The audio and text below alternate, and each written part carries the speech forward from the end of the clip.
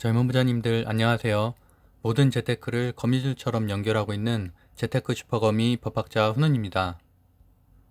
오늘은 2021년 3월 16일 화요일 오후 11시 30분 시작합니다.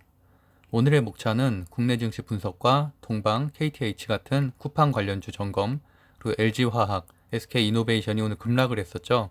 그 원인과 대처, 그리고 이렇게 하락하는 우량주를 사야 하나 아니면은 관망을 해야 되나에 대한 저의 관점을 소개하도록 하겠습니다. 우선 코로나 확진자 수는 363명으로 이틀째 300명대를 유지를 하고 있고요. 백신 접종자 수가 아스트라제네카 57만 명, 화이자 백신 2만 6천 명으로 점차 늘고 있어서 확진자 수는 안정적으로 줄어들 것으로 예상이 되고, 그렇다면 오늘 오른 이런 강원랜드와 같은 텍트주, 백화점주, 여행주, 소비주가 조금씩 상승하게 되겠죠. 하지만 주의해야 될 것은 아무리 그래도 종식까지는 여전히 많이 남아 있습니다. 기간으로 따지면 거의 6, 7개월 정도 남아 있기 때문에 지금부터 막 추격 매수를 할 필요는 절대 없습니다. 그 주요 증시를 살펴보면 오늘은 코스피가 조정장이었죠. 그래서 제가 지난주 예상한 대로 약간 쉬어가는 장이었고, 코스피 0.70% 상승 한 3067, 코스닥은 1.48% 상승한 940 정도, 그리고 이제 다우존스, 나스닥 아직 지금 현재 진행 중인데 프리마켓은 뭐 분위기가 괜찮습니다. 그리고 상해 종합지수는 0.78% 상승, 심천 종합지수가 1.09% 상승, 그리고 니케이 지수가 0.52% 상승으로 아시아 증시 전반적으로 소폭 상승했습니다. 그리고 내일이 FOMC 파월 의장 발언이 제가 있다고 했었죠. 그래서 그 결과에 따라 증시 방향이 결정이 될 듯하고, 미국 재난지원금이 일요일부터 집행되기 시작해서 1인당 약 90만 원 정도 받습니다. 그래서 그 자금들의 많은 부분들이 증시로 흘러들어올 것으로 예측을 하고 있고, 3월 19일이 트리플 위칭데이 때문에 이제 주가 변동성이 심화될 가능성이 있으니 그때 좀 주의를 해야 되고, 오히려 그 이후에는 변동성이 완화된 이후에 그 통계 기록상은 4월 증시가 항상 연중 최고인 달이 많았거든요. 미국 증시 같은 경우는. 그래서 어쨌든 미국 증시와 함께 코스피도 기대해 보도록 하겠습니다. 아무래도 최근에 기관들의 매수세가 어느 정도는 좀 다시 시작이 되고 있어서 지금 매도 물량이 일정 부분 많이 줄었거든요. 이제 한 10조 정도밖에 남지 않았기 때문에 연기금들의 매수세도 일정 부분 시작이 되고 있는 것들도 좀 기대해 볼 만하고, 5월에 이제 국민연금에서는 이런 국내 증시 국내 주식 비중에 대한 뭐 증가를 할 수도 있다는 그런 회의를 하겠다는 의견도 있었죠. 그래서 그런 것들 한번 지켜보면 될 것 같습니다. 그래서 오늘의 증시를 MTS로 잠시 후에 잠깐 살펴보고, 일단 오늘의 콘텐츠인 LG전자 그리고 SK이노베이션 하락 파트가 이쪽에 보면은 LG화학 같은 경우는 7.76% 하락을 했고, SK이노베이션 5.69%, 그리고 그 대신에 이제 솔루션 첨단 소재가 9.18%, 솔브레인이 1.95% 상승한 것을 볼 수 있고, 나머지 이렇게 LG전자, SK이노베이션 배터리 관련 중소형주들도 대부분 하락한 것을 좀 볼 수가 있죠. 그리고 또 반면에 이 창투사인 리디북스, 뭐 미국 증시 상장 기대감으로 개별 종목들이 좀 강세를 보였는데, 잠깐 MTS를 켜서 그걸 좀 보도록 하겠습니다. LG화학은 뭐 일봉으로 봐도 어쨌든 전고점 대비해서는 약 한 17% 정도 빠진 상황인데, 테슬라 기술주 하락으로 이때 쭉 흘렀다가 다시 최근에 이제 상승을 했는데, 테슬라가 이때 상승을 했었죠. 그랬다가 이제 오늘 이렇게 7.76%나 이제 급락한 상황이고요. SK이노베이션은 마찬가지 상황이긴 한데 그나마 이제 하락폭을 막판으로 가면서 좀 줄였고, 투자자들은 오히려 외국인 매수가 좀 들어왔다는 것은 오히려 SK이노베이션이 좀 긍정적이고, LG화학은 외국인이 또 매도를 많이 했다는 게 반대로 얘기하면 좀 부정적이라고 할 수 있고, 그래서 LG화학은 하루 이틀 정도 저 상황을 더 지켜보는 게 좋을 것 같고요. SK이노베이션 같은 경우는 19일에 배터리 2차 그 결과가 나오기 때문에 그때 한번 또 변동성이 있을 것으로 예상되고 있습니다. 그 외에 뭐 로봇, 항공 다 조정장이었고요. 마켓컬리 관련된 주들도 흥국 F&B만 조금 상승을 했고, 뭐 사실 오늘 좀 아쉬웠던 거는 그 미래에셋 벤처 투자가 좀 하락을 했어요. 그래서 사실 저는 네오이뮨텍이 상장을 했기 때문에, 근데 상장을 했지만 어쨌든 상승률이 조금 둔화가 됐었죠. 막판 되면서 좀 흘러서. 그래서 이제 그게 좀 아쉬움도 있었고, 근데 어쨌든 장초부터 좀 약한 모습을 보이다가 오히려 막판 들어서 조금 상승하는, 일부 회복하는 움직임을 좀 보였습니다. 그래서 지금 다행인 거는 그나마 미래에셋 벤처 투자가 시외가가 상당히 좋아요. 4.2% 상승이라서 오히려 물린 분들은 이때 탈출을 할 수도 있을 것 같고 내일의 흐름이 사실 좀 더 기대되는 상황입니다. 그리고 쿠팡 관련주를 보시면은 제가 계속 말씀드리다시피 지난주 월요일부터는 재료 소멸로 인해서 대부분 다 하락이 시작이 됐고, 동방가 같은 경우도 일봉으로 봐도 이때부터 월요일이죠. 이때부터 월요일이죠. 이때부터 쭉 하락을 한 걸 알 수가 있죠. 그래서 제가 분명히 이때 방송 때 가능하면 정리할 것을 말씀드렸었고, 월요일에 탈출하지 못한 분들도 사실 이때만 탈출했어도 괜찮았을 거를 이제 어쨌든 제가 이제 일요일 방송을 했었잖아요 그때. 그러다 보니까 아무래도 좀 하락세가 점점 커지고 있는 상황인데, 제가 이제 마지막 지지선으로 생각하는 거는 60일 이동 평균선인, 그러니까 결국에는 이렇게 쿠팡 이슈가 시작하기 전 시가인 5,760원을 저는 사실은 좀 바닥으로 보고 있습니다. 물론 그때까지는 바로 떨어지지는 않겠지만 일정 부분은 이런 쿠팡 이슈가 다 사라지면은 그게 이제 마지막 지지선이라고 저는 생각을 하고 있고요.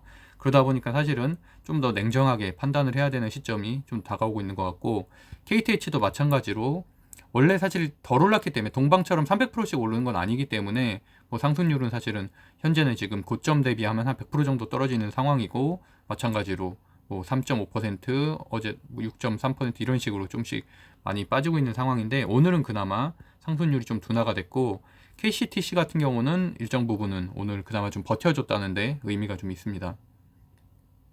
그럼 장중 한때는 그래 조금 올라가기도 했었고요. 네. 이런 상황들인데, 제가 좀 드리고 싶은 말씀 뭐냐면, 쿠팡이 어제 미국 증시에서 4.09%라는 높은 상승률을 보였어요. 그 무거운 주식이. 그럼에도 불구하고 쿠팡 관련주들이 하락했다는 거예요. 어떤 분들은 쿠팡이 미국 증시에서 상승을 했기 때문에 오늘 좀 탄력을 받지 않겠냐라고 계속 미련을 두시는데, 이제 이러한 상관관계를 좀 이해를 하셔야 됩니다. 그래서 제가 뭐 자세한 내용은 3월 13일에 올린 쿠팡 관련주 전망을 보시면은 거기에 이제 자세하게 제가 설명을 드렸으니까 알 수 있을 것 같고, 사실 달라진 건 하나도 없습니다. 달라진 건 오히려 하나도 없고, 제가 이제 어제 저도 이제 유튜버들의 이제 괜찮은 방송들을 좀 보는데, 어제자 이제 김작가 TV에 슈퍼개미 그 배재환님 나온 거 제가 방송 봤거든요.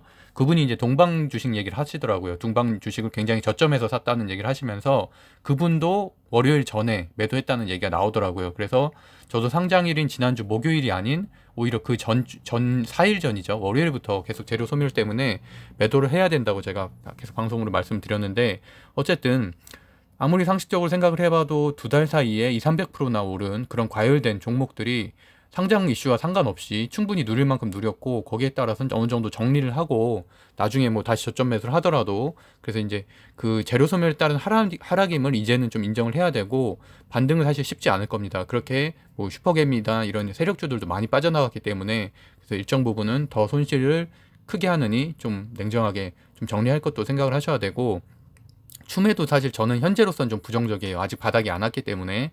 오늘도 좀 많이 하락을 한 편이죠. 2.3, 2.5%. 장중 한때는 거의 한 4%까지도 하락을 했었어요. 그나마 조금 이 하락률이 좀 적어진 것 뿐이고. 그러다 보니까, 어쨌든 뭐 60일 지지선까지 바닥이 안 가더라도 한동안은 횡보를 하면서 하락세를 지속할 것으로 예상이 되고요.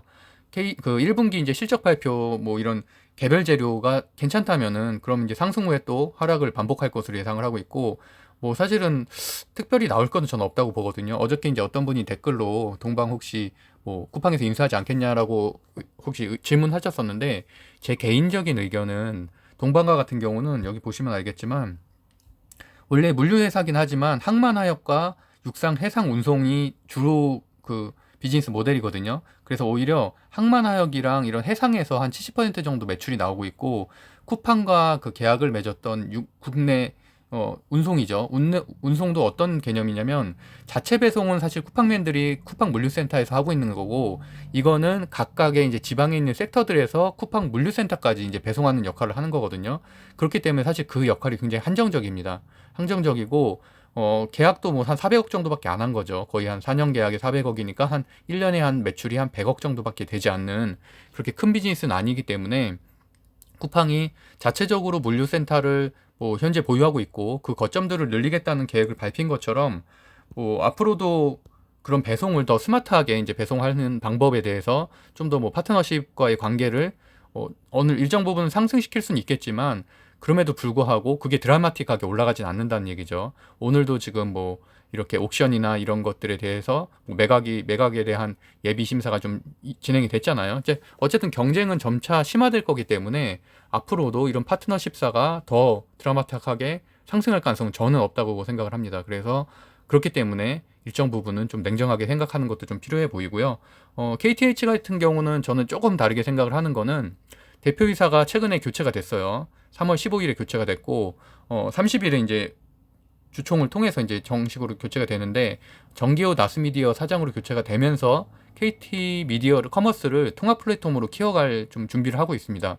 그래서 조금 분위기 전환은 이루어질 것 같고, 그러다 보니까 OTT 서비스와 이제 콘텐츠를 강화하겠다는 계획을 밝혔고, 2월에 오픈한 이제 K-커머스도 더 발전시키겠다고 했고, K-커머스 같은 경우는 홈쇼핑에서 그 OTT 서비스를 보는 거죠. 드라마 같은 거나 뭐 영화 같은 걸 보는 것들. 그리고 또 7월에 KT M하우스 이제 합병을 앞두고 있어서, 물론 KTH도 어려운 상황이에요. 어려운 상황이고 하락을 하겠지만 그나마 이렇게 좀 호재에서는 어느 정도 반응을 보일 수 있다는 게 개인적인 관점이고요. 시간이 아무래도 KT M하우스 때는 좀 올라가겠지만 시간이 좀 많이 남았잖아요. 그러다 보니까 이것도 마찬가지로 하락률이 좀 심해진 분들은 차라리 한 40~50% 하락됐으면은 뭐 없는 주식이라고 생각하고 버티겠지만, 한 10% 내외인 경우에는 사실은 당분간은 좀 반등이 어렵다고 개인적으로 생각을 해서 오히려 더 오를 주식으로 넘어가는 게 낫지 않나라는 게 제 생각입니다. 그리고 이제 오늘 K배터리의 어떻게 보면 주도주죠. 그 LG화학과 SK이노베이션이 폭스바겐 배터리데이로 발표를 이제 급락을 했는데, 그 내용을 간단하게 볼게요.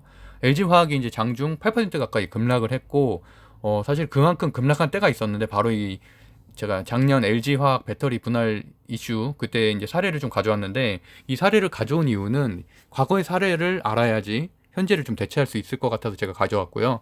어쨌든 작년 9월 16일에 주가가 급락을 했죠. 그래서 그때도 이틀에 걸쳐서 한 10% 정도 빠졌는데, 물적 분할에 따른 지분가치 희석 우려 때문에 이제 개인 투자자들이 빠져나간 상황이었고요. 16일이 5.6% 하락, 그리고 다음날도 하락을 했고 60만 원대까지 하락을 했었죠. 그게 결국 원인은 오늘처럼 개인 투자자들의 약간 패닉셀이 좀 크다고 할 수 있고, 그 특징은 거래량이 많은 하락. 이런 것들은 사실 거래량이 많은 하락이 한번 나오면 아무래도 당분간은 반등하기가 좀 쉽진 않거든요. 그래서 오늘도 이제 거래량이 많은 하락이고요. 어떤 분들은 그 당시에 이제 배터리 빼면은 페트병 제조회사 아니냐고 이렇게 비판하기도 했고, 청와대 게시판에 올라갈 정도로 조금 분위기가 좋지 않았습니다. 하지만 많은 증권사 레포트에서는 반대로 사업 성장 측면에서 좀 긍정적이고, 또 밸류에이션 가치가 상승하고, 또 유동화를 통한 투자 재원 마련이 가능하다고 오히려 목표가를 상향 조정하기도 했는데, 이렇게 같은 결과에도 개인은 팔고 기관은 중립, 외국인은 샀는데 과연 누가 맞았을까 판단해 보면은, 이 차트를 보면은 이 첫 번째 급락했을 때가 이제 분할 이슈 났을 때고, 두 번째는 이제 1월 11일부터 시작된 코스피 조정, 과열에 따른 조정 때문에 하락이 일어났었고, 또 마지막 이제 하락은 2주 전에 이제 테슬라 등 미국 나스닥 기술주들이 하락으로, 아무래도 이제 전기차 관련주들이 하락을 하다 보니까 전기차 배터리사인 이 LG전자가 LG화학이 하락을 했죠. 그래서 그리고 마지막으로 이제 오늘인데요. 물적 분할 발표인 2020년 9월 16일 발표 이후에 수급 주체별 이제 포지션을 좀 살펴보면, 개인들은 엄청 팔았죠. 엄청 팔고 외국인들은 반대로 엄청 사죠. 그리고 기관은 중립이었습니다. 포지션이. 그 결과는 LG화학이 60만 원에서 100만 원까지 날아가게 되죠. 그래서 이제 오늘은 그 학습 효과 때문인지 개인들은 사고 외국인과 기관이 팔았습니다. 외국인이 사실은 다소 많은 양을 팔긴 했는데, 저는 반대로 이때가 좀 기회라고 생각을 하고요. 이렇게 오늘처럼 8%씩 떨어질 때가. 이슈를 간단히 정리를 해볼게요. 원인은 폭스바겐이 어제 배터리데이에서 배터리 자체 생산 계획을 발표했기 때문인데, 그 자체 생산 계획 이전에 배터리 형태를 변경하기로 했죠. 근데 그게 원래 LG화학과 SK이노베이션은 파우치형 배터리가 주력이에요. 근데 대신에 중국 CATL 같이 그런 것들이 주력으로 하는 각형 배터리를 주력으로 하겠다는 게 골자고요. 오늘의 주가는 그래서 이제 파우치형 배터리 생산이 주력인 LG나 SK이노베이션이 하락을 했고, 반대로 삼성 같은 경우는 삼성 SDI는 중대형 배터리가 주력이기 때문에 0.87% 하락이 그쳤습니다. 반면에 이제 국내 배터리 소재 장비 쪽, 뭐 동박을 제조하는 솔루스 첨단 소재나 뭐 전해액을 만드는 동아 일렉트로닉, 솔브레이는 이제 소폭 상승을 했고요. 각형 배터리 도입 외에 또 2030년까지는 배터리 공장 6곳을 짓겠다고 하는데 그 규모는 현재 LG 에너지 솔루션의 2배 규모고요. 각형으로 바꾸려는 이유는 결국 이제 중국 내 진출 때문입니다. 그래서 단기적으로는 악재임에는 분명하고요.